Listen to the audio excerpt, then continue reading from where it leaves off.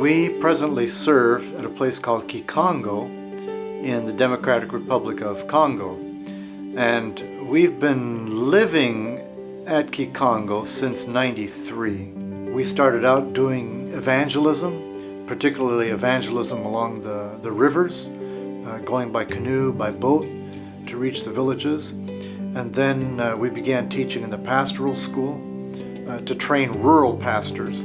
Just by living in the rural area, you need to be involved in a lot of other things like agriculture, quality of life issues.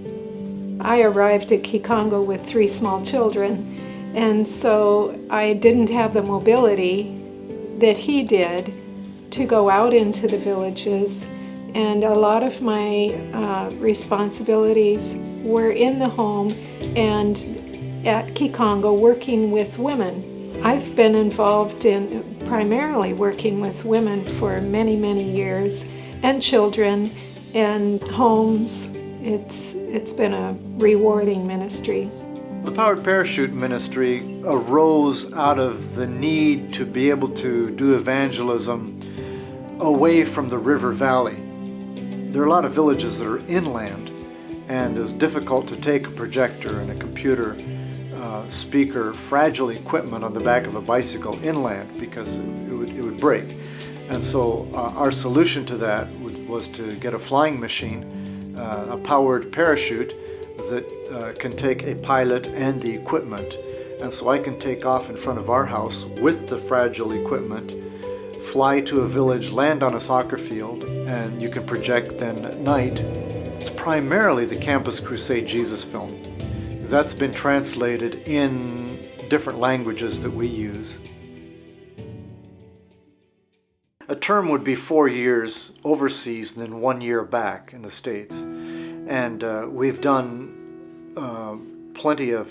several terms where we've done just that, stayed 4 years, and without coming back to the States. Yesterday we went to a church and we barely sat down and it was time to go. And here in America, services only last an hour or so, but out there you can expect to be in church for 3 or 4 hours. Here in America, it's set who's going to participate. It's the pastor, maybe the choir singing once, maybe a deacon praying, but very little congregational participation. Whereas in Congo, everybody who wants to can participate. Yes. Whether it's in a choir or whether it's sharing something. We've been visiting churches where we don't have a part to play, where we aren't expected to bring greetings, where nobody notices. No one is expecting us, but nobody notices us either.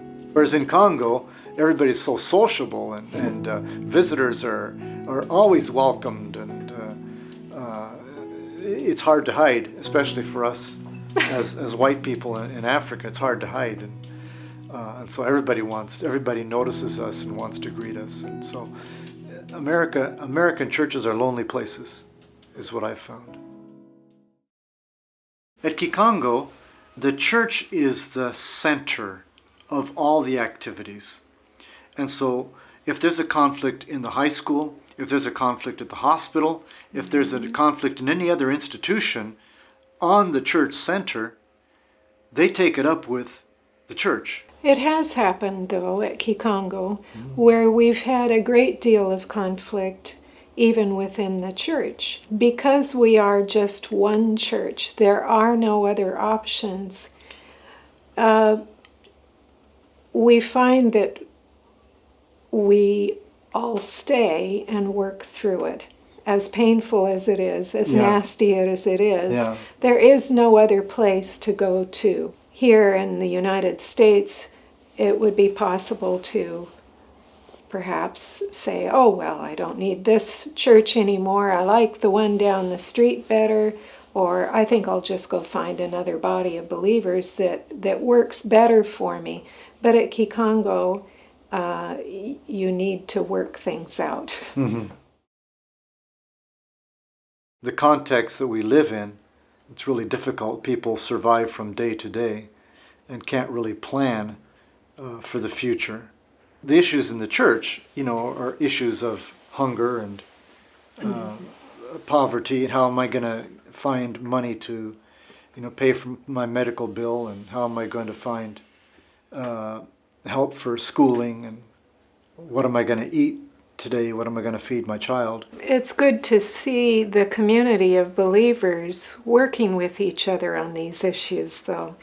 It's heartening when you have somebody, for example, who's a visitor at the hospital and they have no food. You'll see people in the community, women in the community, helping. They share with each other a great deal, and that's always humbling for me. The wealthier countries are the countries where you have people who are not of faith, because they're able to depend upon their wealth and they don't have need of God. I haven't seen people driven to unbelief because of poverty. No.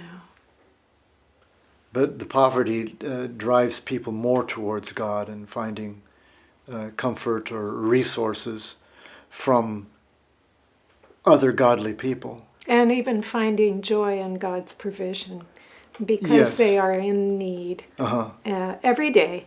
Mm-hmm. They're living on the edge, and as God provides for them, it gives them great joy. Mm-hmm. Yeah.